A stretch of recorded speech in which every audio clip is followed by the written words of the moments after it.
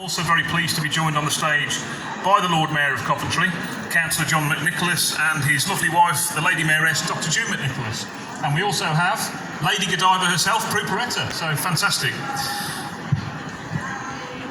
So this is a free event that we've laid on this afternoon to draw attention to the fantastic contribution that refugees and migrants make to the city of Coventry.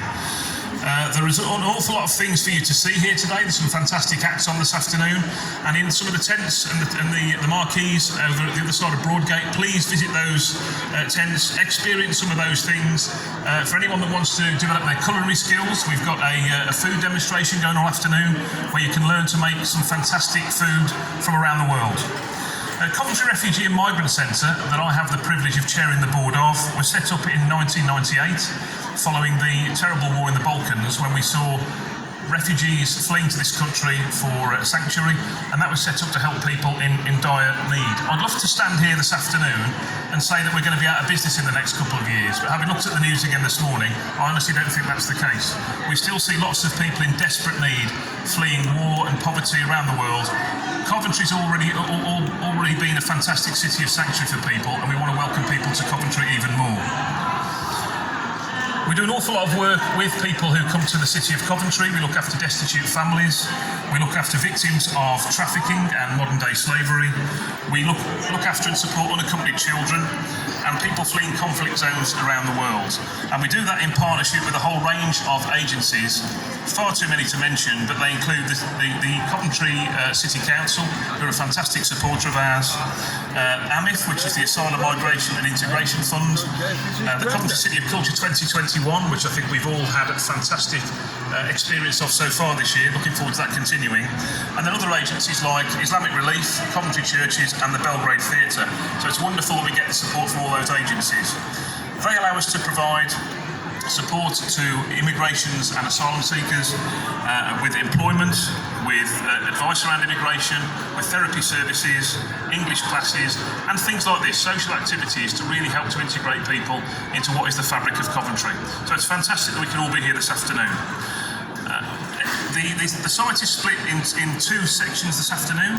There's the events that are taking place here in Broadgate, and then in Shelton Square we've also got some events taking place. And if anybody's brave enough or interested enough, we've got some free pedal taxis who you can jump in and they will take you to Shelton Square to see the events that are going on there as well. I can't finish without thanking the fantastic staff and volunteers who support the work of the Refugee and Migrant Centre, who work tirelessly to support over 4,000 people every single year. And despite the fact that we've all suffered with the privations of COVID and getting used to that, we stayed open, we were able to continue to support people, and we continue to do that now. So I'm very grateful to all the work that they do. So have a fantastic afternoon, and if without further ado I could hand over to the Lord Mayor of Coventry just to say a few words. Thank you very much.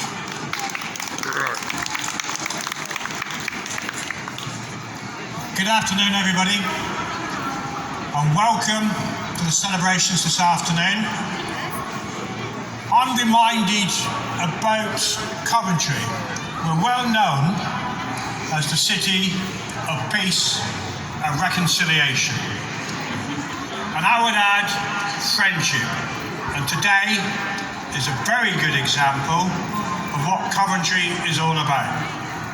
And I was astonished to be reminded that Coventry speaks 120 plus languages. That gives you an indication of the many communities that are here in Coventry. And the Lady Mayoress and I have actually just come away from the Ismaili community, who are helping, volunteering at the Wrighton Gardens. They are refurbishing an orchard, picking potatoes to make sure that establishment gets back on its feet again. And that's just one example of how communities are working together in Coventry, in peace and harmony. So congratulations to the Refugee Centre for the work that you do, and your sponsors, to ensure that we've got this afternoon's event going forward.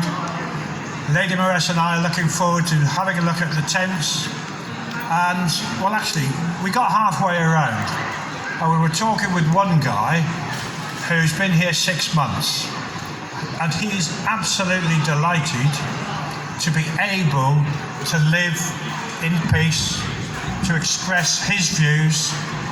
And I said to him, I may not agree with you in what you say, but I'll defend your right to say it. And that's what we are here.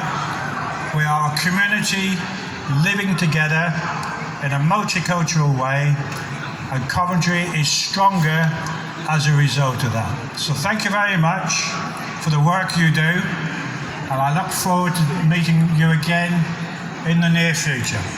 Take care and enjoy the afternoon. Thank you very much. Okay, bye. Bye.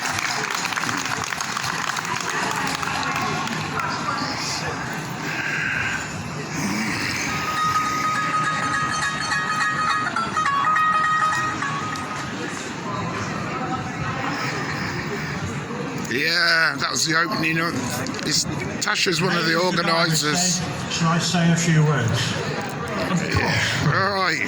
You must Yeah. say a few words. Philip's daughter's organised this. He's one of the organisers. In a voluntary capacity, almost 40 years now. It's something that we congratulate, I certainly congratulate. Can I introduce Prue Peretta, better known as Lady Godiva.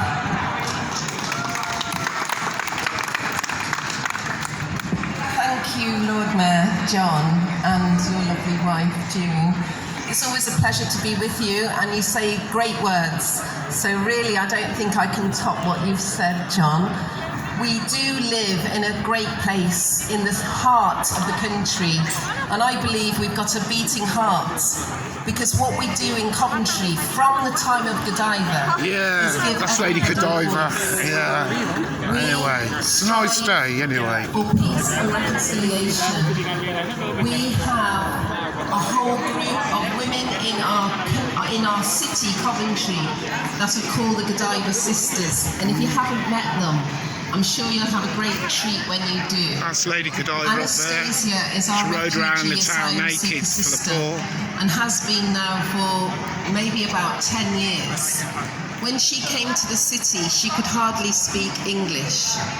Now she runs classes for children. Anyway, have a good day. I am. She works in a school and her English is excellent. We have other sisters that have come from other lands but have made Coventry their home. And we're delighted to share our city